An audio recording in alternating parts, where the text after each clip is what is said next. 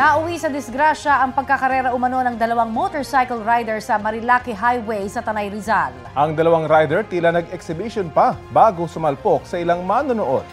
Balita hatid ni EJ Gomez. Nagkaroon ng karera umano ang dalawang nakamotorsiklo sa Marilaki Highway sa Tanay Rizal. Ang tila pag-exhibition nila nauwi sa disgrasya. 1:30 nitong linggo sa Marilaki Highway na bahagi ng Barangay Cuyambay nangyari ang karera umano sa pakurbang bahagi ng kalsada. Nagkabanggaan ang dalawa na out of balance hanggang sa tuluyang sumalpok sa iba pang rider at mga nanonood sa gilid ng highway.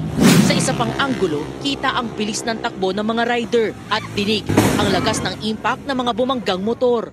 Tumulong ang iba pang mga rider. Sinakluluhan din ang 6 na tao na nadamay sa salpukan ng dalawang motorsiklo. Nagtamo sila ng mga injuries sa iba't ibang parte ng katawan. Sa investigasyon ng Tanay Police, yung dalawang involved ay mabilis yung takbo nila dahil nga marami kasing doon yung mga tumatambay na motorcycle riders. Andun yung mga vlogger, nagtitake videos, nagtitake pictures. Kaya yun siguro yung nila, nagpapasikat ba na tinataas nila yung paa. Pagdating nila doon sa fair portion, yun, nagkasagian yung dalawa. Out balance, bumangga sila doon sa mga motor na nakaparada doon sa gilid ng Marilaki Highway. Isa sa dalawang na-aksidenteng rider ang sinubukang i-revive. Dinala rin siya sa ospital pero idineklarang dead on arrival.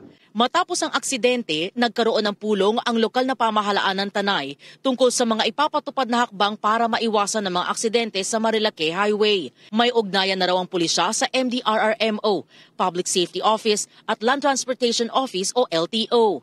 Mas paiigtingin din daw ang police visibility sa lugar. Actually, may verbal instruction din si Provincial Director namin, si Police Colonel Felipe Maragon na mag-detail kami ng police in that particular place na hindi aalis doon hanggat nandoon pa yung mga riders. Kabilang daw sa ilalabas na municipal ordinance ang pagbabawal sa pagtakbo ng matulin, paggawa ng anumang delikadong riding techniques, gayon din ang pagtambay sa gilid ng Marilaki Highway. EJ Gomez, nagbabalita para sa GMA Integrated News.